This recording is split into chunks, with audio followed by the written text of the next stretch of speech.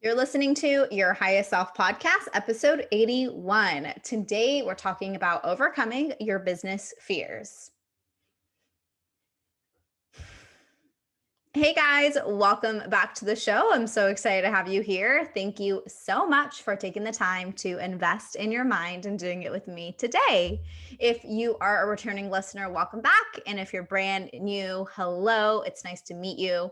My name is Shanae and I'm your host. I'm a spiritual mindset and success coach, and my obsession is helping you on your journey to your highest self. I am especially helpful in helping those of you who really struggle with perfectionism and self doubt and really drive a lot of your life from your masculine energy. And you are here to heal all those limiting beliefs, activate your feminine energy so that you can truly reach your highest potential in life and business. So, if you've been listening to the last couple podcast episodes, we've been really leaning into purpose, how to find and step into your purpose, mindset shifts you need to turn your purpose into a business. And today we're going to be tackling common fears that I see in my clients and how we can overcome them.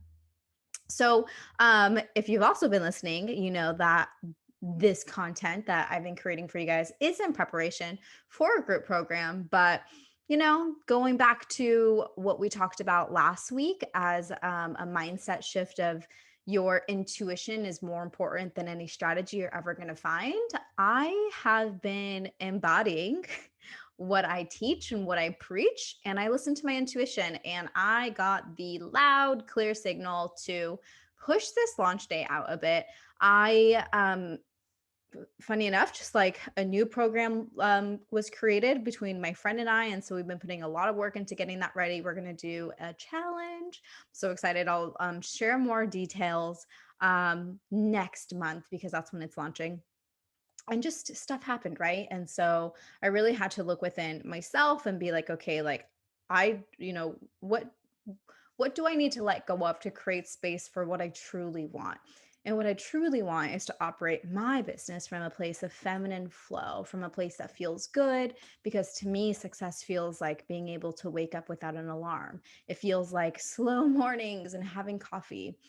Success isn't about hustling and making myself meet some arbitrary schedule and being on some sort of timeline. So, with all that being said, I am going to push the program date out for this when I get back from my master practitioner training in Georgia. So I get back in May, early May. So we'll be launching the program then. So in the meantime, if you need support, if you've been like looking forward to this, get on the wait list because I am going to be offering a special pre-sale price to those of you who are on the wait list. So get on the wait list now. Okay, so let's go ahead and dive into today's content.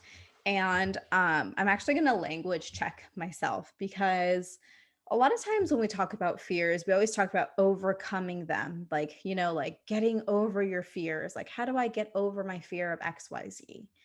And instead, I want to invite you to instead change that language of overcoming your business fears to instead moving through your business fears. So, what are the fears? And I'm going to give you a whole list of common fears that I've seen. But, when you find a fear, when you acknowledge a fear, step one, acknowledging it. And then step two, how can we move through it? I think that when we have the mindset of, oh, I really want to overcome this, you think that overcoming it is going to be like, you don't feel that fear at all anymore. You think that it's completely going to be pushed away, which is what then creates that negative cycle or that negative feedback loop of, well, the fear never actually leaves.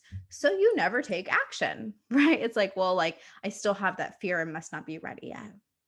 That's not true. So let's start to change our mindset and our language around this. Instead of overcoming our fear, how can we move through them? How can we feel the fear and still take action anyways? Which is, by the way, part of the highest self manifesto. So you can scroll on back to that episode. I did it around the same time last year. I think this time last year about the highest self manifesto. And one of the points in that is she feels the fear and moves forward anyway. So, first, I want to go over some common fears that you may or may not be aware of that are impacting your success in your ability to take action and stepping into your purpose. I'm just going to do I'm going to list them all out and then we'll go into each one specifically on how to move through them. So, the first one, actually, I'm just going to do them one at a time.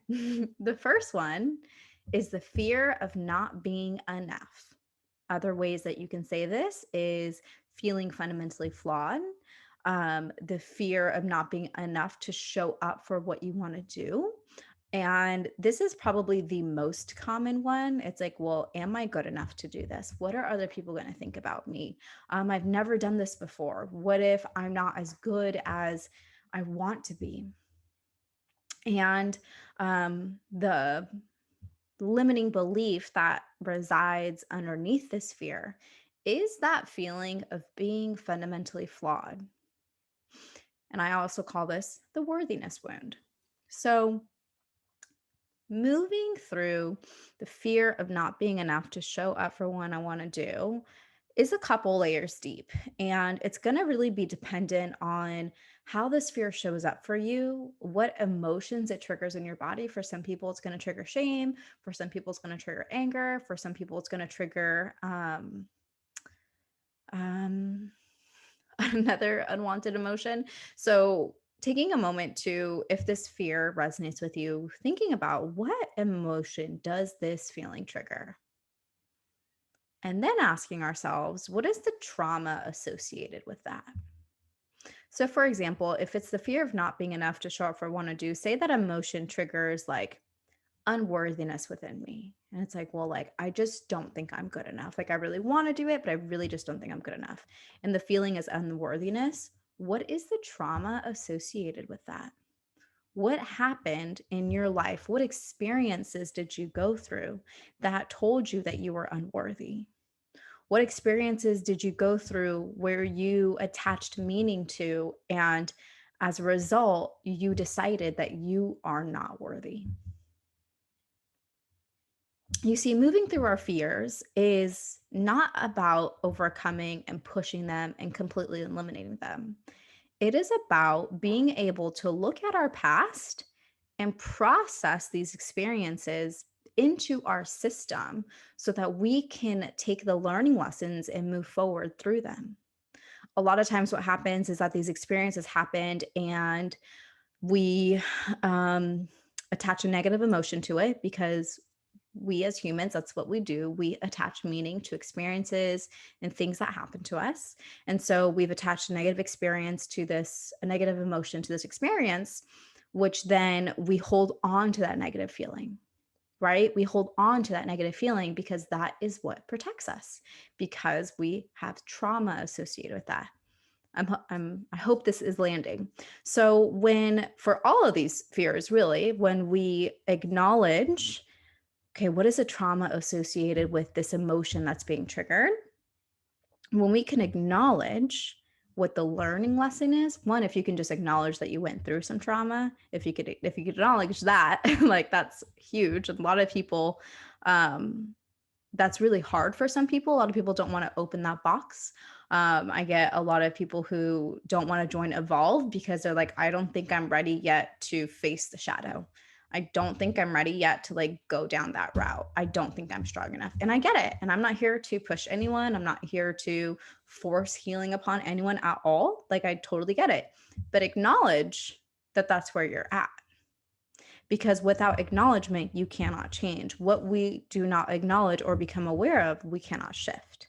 So if you do want to move through this fear, if you really are ready to turn your purpose into business and be the fullest expression of yourself, then it's time to acknowledge some of these fears. It's time to acknowledge these experiences that you've put up in a box and hid up in the attic, hoping that they would never resurface again. But here you are 20 years later trying to launch a business and you're like, why do I feel so unworthy?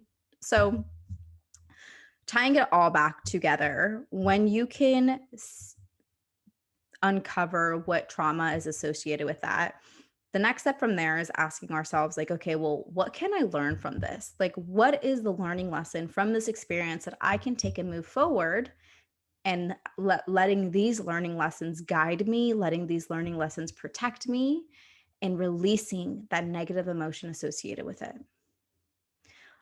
This is hard for some people, and this is not hard for other people to put yourself in the victor mentality of, okay, well, how did this happen for me? What are the learning lessons? And the most important thing is when we get these learning lessons to make them positive and future oriented and about yourself. So going back to my true example of worthiness, because that is something that I've worked through a lot of, as I've put myself out there on social media, as I've decided to build a business. Um, the trauma with that I associated with worthiness was feeling like I don't matter, feeling like I don't matter. And then what is the learning lessons that I took from that? Well, one was that I do matter. I do matter, and I am loved, and I am wanted.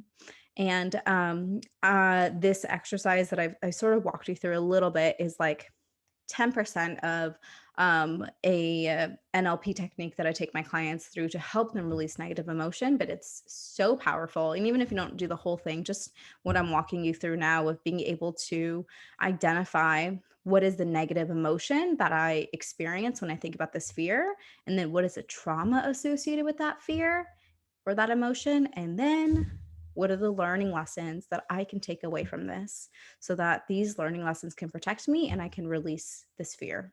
And not release is the wrong word, but it's more so like, how can I move through this fear? So knowing that I had the learning lessons of I am enough, I do matter.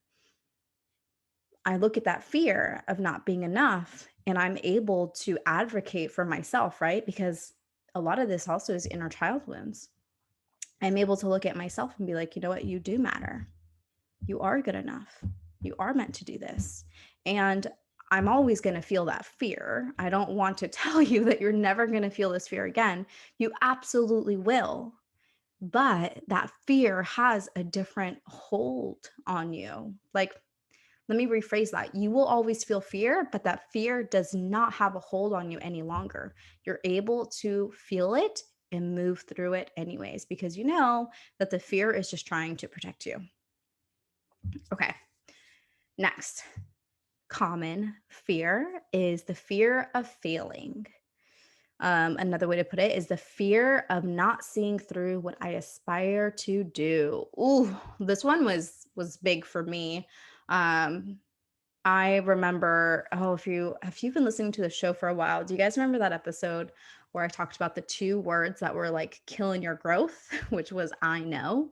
Um, in that episode I talked more about like my story of doing all the research to like want to launch this business, and I did all the research and all the learning and I never took action.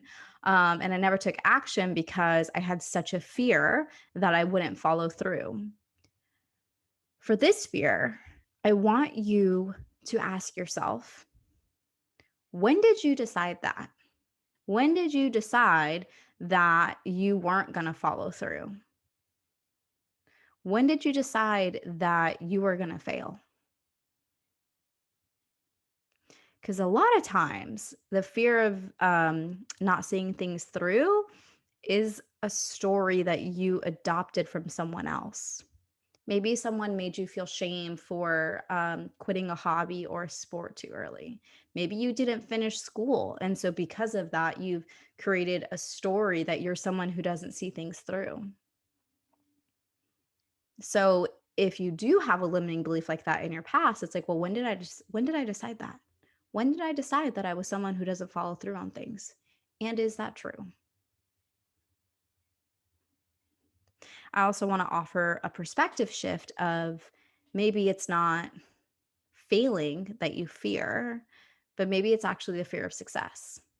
That if you do become successful, that if you do this, how are you going to keep up? A lot of us think that success is a burden, and that with more success, there is going to be more of a burden for us to carry and to hold. And so that's what we're actually afraid of. All right, next one.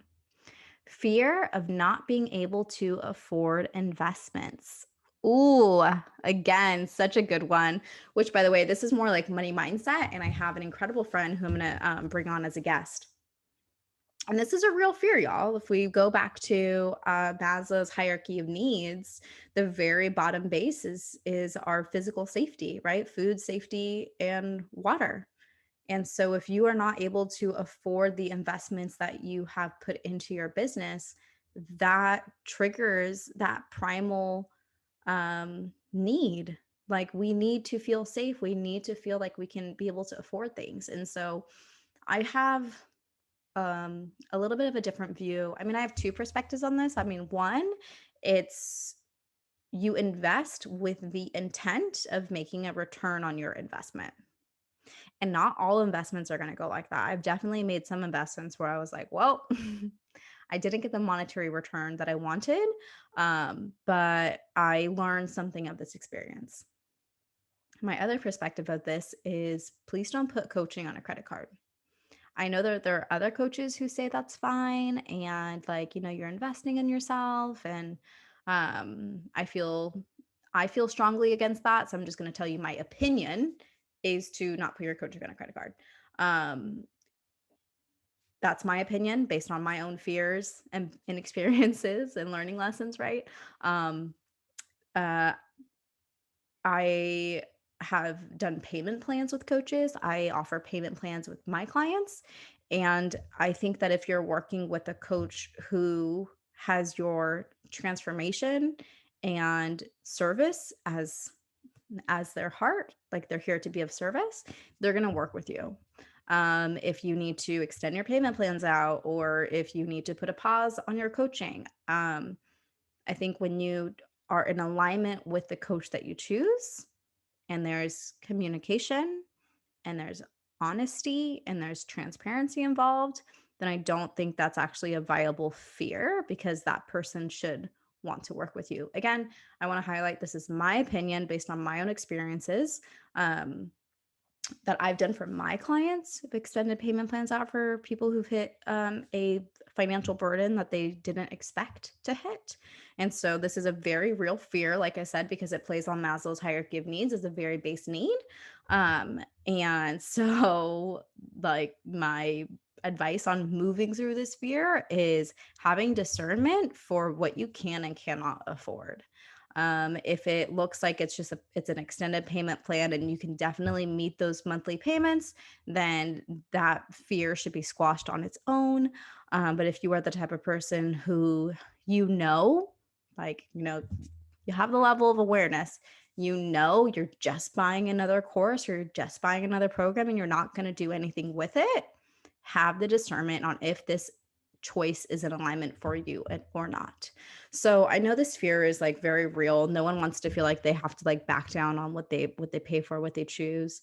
Um, and Coaching is an investment. Like it's not cheap, and if it's cheap, then that person probably isn't like the best person for you. But then choosing coaches based on like where you're at in your entrepreneurial journey. Like when I first started, I had coaches that I could just can't not really afford. And then as my business grew, the amount that I invest in my business was also able to grow as well. But this is also like a whole nother topic of having financial literacy and knowing your expenses, knowing your income, being able to project your finances on like how much money you're going to make that year so that you make aligned and um like smart business decisions. And so this is where I see a lot of coaches and entrepreneurs don't have financial literacy. They don't have a good relationship with their money. Like they're not tracking their expenses, they're not tracking their income.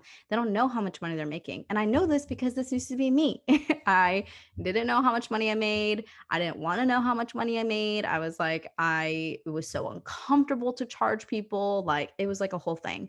And so, if this is a fear that you have, I definitely encourage you to work on your relationship with money and start with looking at your bank account every single day and having gratitude for the money that's in there. My coach one time explained it as like, how can you have a good relationship with your boyfriend, husband, partner if you never look at them, you don't want to talk about them, and you feel ashamed of them. Like, your relationship with money is the same exact thing. How are you going to have a good relationship with your money if you never want to look at your bank account? If you never show gratitude for the money that comes in, right? It's not going to work. So, to wrap all this one up, this one was like more of like my opinion and my experiences. So I just really want to be cognizant of that. So take what feels good, leave the rest. But if you invest in a program with a coach who is really here to be of service, they're going to work with you on payments. That's one. And then having that discernment, like don't just like throw 10K at something and not think about how you're going to afford it, right? Like really put intention behind your financial decision making processes, because that's going to be extremely necessary for when you do have a full-time business to be able to know like your financial projections and everything like that I said. Okay, I feel like I went off on a tangent on that one, but I hope that makes sense. Next fear, we have two more. The fear that it doesn't make sense to others. Ooh. I think I do the ooh for every single one. Here's the thing. Your vision isn't going to make sense to anyone else, and it doesn't need to, because God, source, the creator, universe, Gaia, whatever you call it, spirit, put that vision in you. So of course they're not going to get it. Of course it's not going to make sense. It's not their vision. It's not for them to make sense of. So this is where self-trust and self-belief come in, and self-worth come in so strongly, because you need to be so committed to your vision that it doesn't matter what other people think. It doesn't matter if it doesn't make sense to others. It doesn't matter. And so moving through this fear is a process of checking in with yourself, checking in and checking on you and being like, how are you feeling? Like, I acknowledge that you're feeling fear. I acknowledge that you are worried about what other people think. It's okay. And showing up for yourself in that sense. So, I've done a lot of podcast episodes on increasing your self-worth and your self-esteem and your confidence. So go and check those out. There's journal prompts, there's activities that I have you do.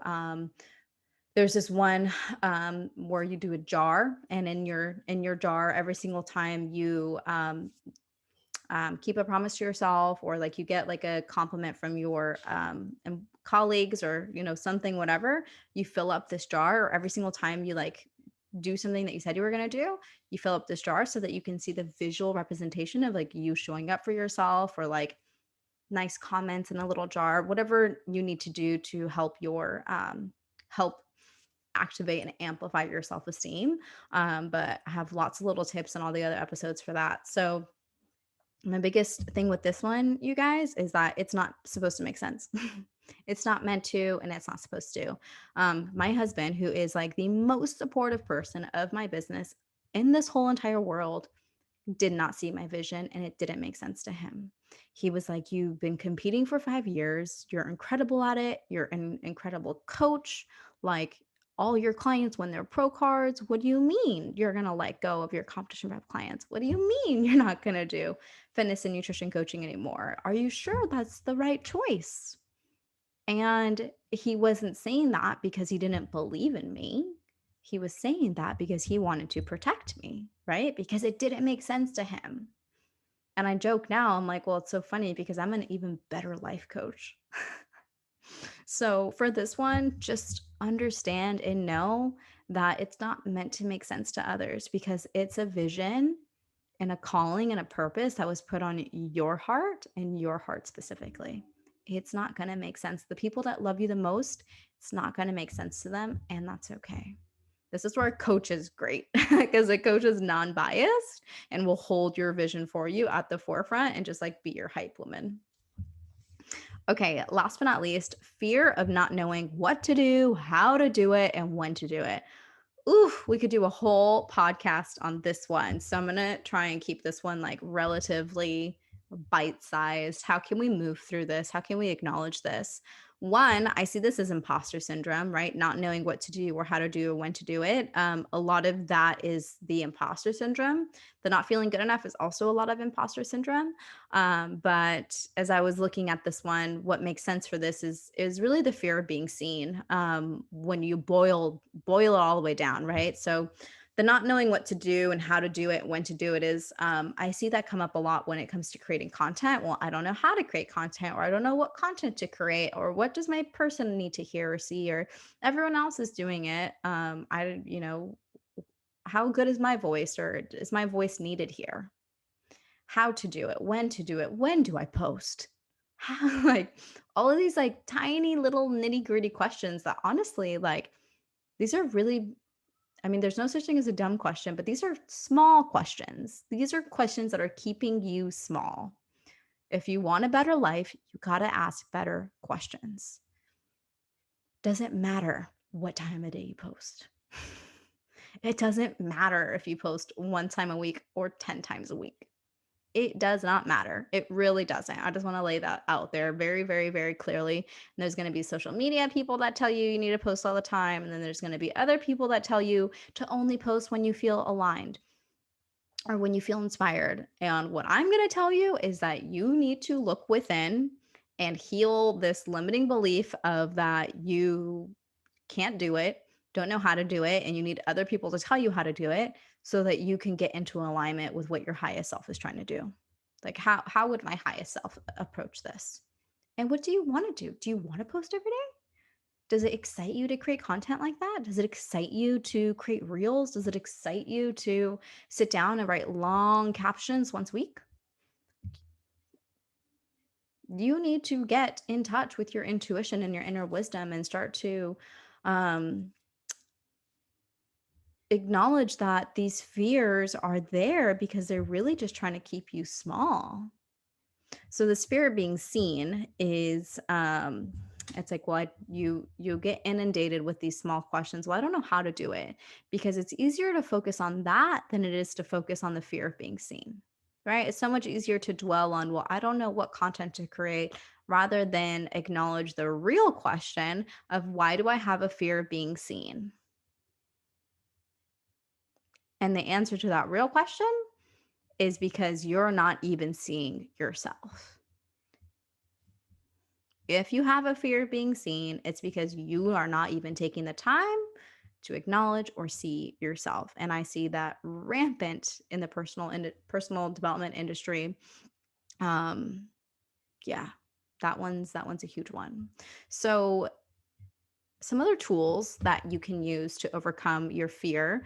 One very cool tool that you can use for any of these fears, and I know I've just mishmashed a bunch of tools for you, but one really cool tool that I just recently added to my toolbox back in January, and that has actually like catapulted my business forward this year, is hypnotherapy, clinical hypnotherapy.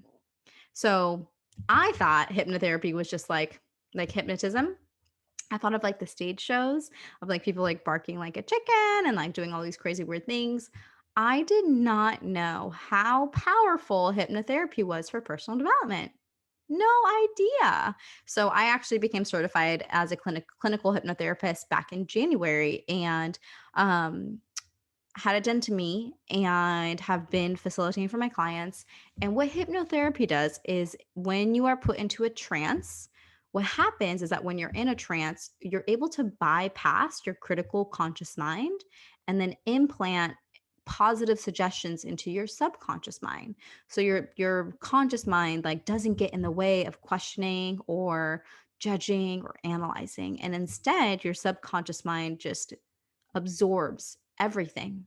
It's so freaking cool. So if you do have a fear of not being enough, or fear of failing, fear of success, any of those type of things, scheduling a hypnotherapy session with someone. I'm not offering them as one-offs, but I have a couple colleagues that are, and so I can get you in touch with them to be able to implant these positive suggestions that are going to help you move through your fear so much more easier. So, for example, I used to have this like fear of Facebook ads. I was like, oh, just like the process of doing them, the thought of doing them, the financial investment that goes into them. So when I did my training back in January, I had her implant the positive suggestion that I'm killer with ads. I love doing Facebook ads and I'm exceptional at it. And funny enough, now it's March and I am about to dive into doing Facebook ads for the first time, not for the first time, for the second time in my business. The first time it was like very little and I didn't know what I was doing. But this time with intention, this time with the intent of being able to find more of my people, like really targeting the people who I'm here to help and to impact, that it wouldn't have been done, like not able to do organically. So hypnotherapy is amazing for being able to move through your fears. And then the second tool, which you guys all know about, which is accountability and community. We are not meant through go through life alone. Like if you are having such a hard time moving through your fear and doing the things that you say you're going to do, find a group of people who can keep you accountable. Find community where you can discuss these type of things. I get it. I know how scary and hard it is to put your face on Instagram stories, to look at the camera and talk to it. I get it. I was so scared for the longest time. I get how nerve wracking it can be to press publish on a vulnerable post. I get how nerve wracking it is to press post on a press publish when you haven't posted in a year. I get it. You're not alone. You are not alone in feeling these fears and feeling this anxiety and not feeling sure of yourself. So find a community where you can be vulnerable and share, and also be inspired by others by seeing them share. Shameless plug, Evolve is perfect for this. We have a lot of aspiring entrepreneurs in there. And that is where you can gain accountability and community as you move through these fears, because these fears are not going to go away. They will pop up over and over and over again. You just get stronger. You develop more awareness and you add more tools to your toolbox to be able to shift through them faster. I hope this episode was helpful. I feel like I just word vomited all over you guys. I feel like there was a lot. But as always, take what feels good, leave the rest. And if you have any questions, if you have any insights, come and send me a DM on Instagram. I'd love to just have a discussion with you. If there is any fear that you want me to dive deeper into, let me know. I think the last one, the fear of being seen, is definitely like need to be its own full episode. I like didn't even go into it because I was like, oh, I'm just gonna go off on a tangent and talk for another half an hour. And yeah, I'd love to hear from you. So if turning your purpose into a business is something that you would like support with, get on the pre-sale waitlist for Create Your Purpose, which is going to be an 8-week group coaching program for aspiring coaches and entrepreneurs to turn their purpose into a business. And when I say business, we want it to be thriving, we want it to be sustainable, and we want to be leading it through our feminine energy, right? Feminine leadership, not hustling, not killing ourselves and really doing this from a place of deep embodiment. So, deep embodiment of your mission, doing it with integrity and doing it with consciousness. So, that's what I'm about. I'm gonna end it here. Thank you guys so much. I hope that you have an amazing rest of your day and your week, and I'll see you guys on the gram. Don't forget to be your highest self. Bye for now.